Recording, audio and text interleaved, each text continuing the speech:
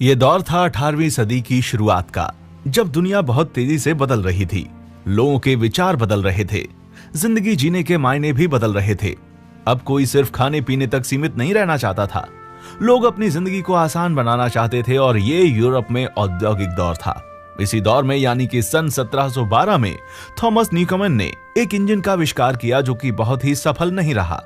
फिर 1726 में जन्मे जेम्स वॉट ने 1776 में न्यूकमन की थ्योरी पर काम करते हुए स्टीम इंजन का आविष्कार किया, जो कि हमारी दुनिया के लिए एक बहुत बड़ा बदलाव साबित हुआ।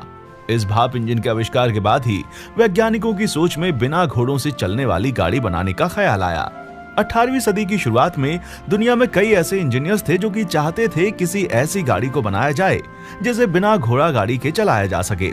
इस दौर तक गाड़ियों को सिर्फ जानवरों द्वारा ही चलाया जाता था और फिर कई इंजीनियर्स ने इस पर काम भी किया, पर कुछ खास सफलता हाथ नहीं लगी। ट्रेन के आविष्कार का इतिहास भी काफी लंबा रहा है और अलग अलग समय में कई लोगों ने अपना योगदान दिया है। आमतौर पर जिन लोगों का नाम ट्रेन के आविष्कार में गिना जाता है वो हैं रिचर्ड ट्रेवथिक, मैथ्यू मरे, जॉर्ज स्टेफसन और ओलिवर इवांस। इन लोगों ने भी जेम्स वॉट के इंजन के आविष्कार के बाद ही रेलगाड़ी बनाने का सोचा था। प्रथम प्रयास। पहली बार 1769 में फ्रांसीसी सेना के एक इंजीनियर निकोलस ने भाप से चलने वाली एक गाड़ी बनाई, जो कि दुनिया की पहली बिना जानवरों के चलने वाली गाड़ी थी। ये एक किस्म की तोप गाड़ी थी जो चलते समय बहुत शोर करती थी और इससे बहुत सारी चिंगारियां भी निकलती थीं। साथ ही इसका वजन बहुत ज्यादा था और ये घोड़ा गाड़ी से ज्यादा खर्चीली भी थी। कुछ दिन के बाद इसके चक्के भी टूट गए और ये बहुत उपयोगी नहीं थी, इसलिए इसको शस्त्रागार में डाल दिया गया था। दूसरा प्रयास।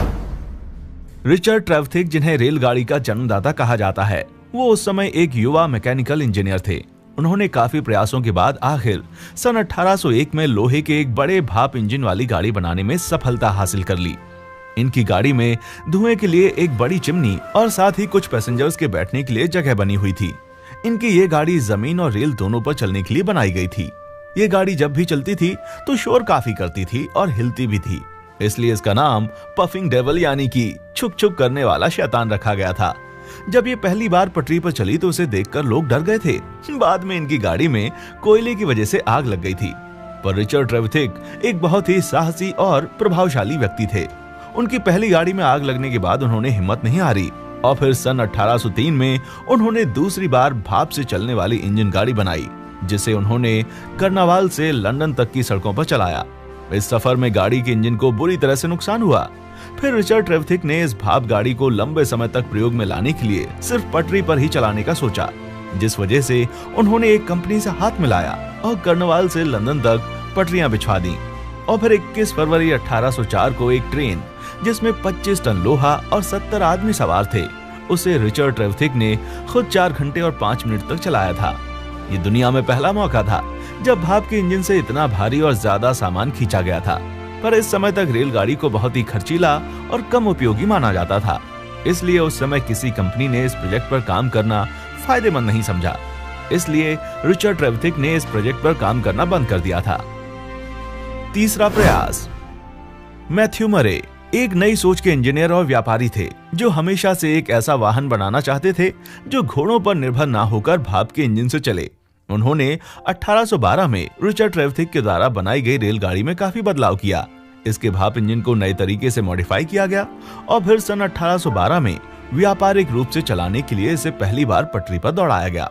इससे पहले रिचर्ड ट्रेवथिक ने सिर्फ एक बार ही ट्रेन को पटरी पर चलाया था और मैथ्यू मरे ने पहली बार इसे व्यापार करने के लिए चलाया था। उनकी कंपनी ने इंग्लैंड के कई शहरों में धीरे धीरे रेल की पटरियां बिछाने का काम शुरू किया, पर अभी तक रेलवे इतनी ज्यादा प्रचलित नहीं हुई थी कि इसे लोगों द्वारा खुलकर अपनाया जाता। अभी तक रेलवे द्वारा ज्यादातर माल ढोने का काम ही किया जा रहा था। चौथा प्रयास। जॉर्ज स्टेफसन, इन्हें कोयले के इंजन के इस्तेमाल और ट्रेन को दुनिया के अन्य हिस्सों तक पहुंचाने के लिए जाना जाता है। इनकी कंपनी का नाम था दी रॉबर्ट स्टेफसन एंड कंपनी, जो उनके बेटे रॉबर्ट के नाम थी। इन्होंने भाप के इंजन में कई बदलाव करके उसे और ज्यादा मजबूत और शक्तिशाली बनाया था, जो भारी वजन को खींचने में सक्षम भी था। 27 सितंबर 1825 को भाप के इंजन से 38 डिब्बों वाली रेलगाड़ी को खींचा गया, जिसमें 600 यात्री सवार थे। इस पहली रेलगाड़ी ने लंदन से स्टॉकलैंड तक का 37 मील का सफर 14 मील प्रति घंटा की रफ्तार से तय किया था। आधिकारिक रूप से इसे ही विश्व की पहली ट्रेन कहा जाता है, जिसने पैसेंजर को एक स्थान से दूसरे स्थान तक सफर कराया था। दुनिया की इस पहली ट्रेन के भाप के इंजन का नंबर था लोकोमोशन नंबर 1। जॉर्ज स्टेफसन ने ट्रेन के आविष्कार में एक क्रांति ला दी थी। इनके कोयले के इंजन के इस्तेमाल के बाद दुनिया के अन्य देशों में इसे बनाने की होड़ लग गई थी। ओलिवर एवांस ये एक अमेरिकी इंजीनियर थे। इन्होंने भाप के इंजन में कई बदलाव किए और पहली बार हाई प्रेशर भाप के इंजन का निर्माण किया। 5वां प्रयास, रुडोल्फ डीजल। 1858 में जन्मे रुडोल्फ डीजल ने 1897 में डीजल इंजन बनाकर एक कीर्तिमान रच दिया था।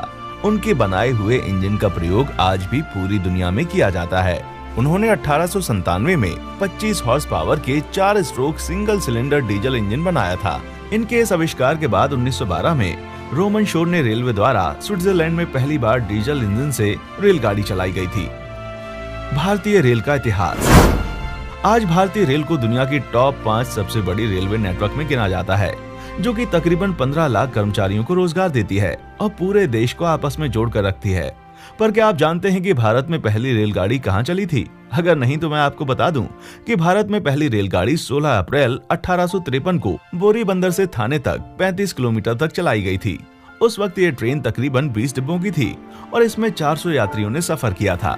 इस रेलगाड़ी को ब्रिटेन से मंगाए गए 3 भाप के इंजन सुल्तान, साहिब और सिंधु ने खींचा था। आपको बता दें कि 1845 में कोलकाता में great Indian peninsula rail company की स्थापना हुई। इसी कंपनी ने 1850 में मुंबई से थाने तक रेल की पटरियां बिछाने का काम शुरू किया था। भारत में 1856 से भाप के इंजन बनना शुरू हुए थे और धीरे धीरे पूरे देश में पटरियां बिछाने का काम भी शुरू हुआ। हालांकि पूरे देश में पटरियां बिछाना कोई आसान काम नहीं था।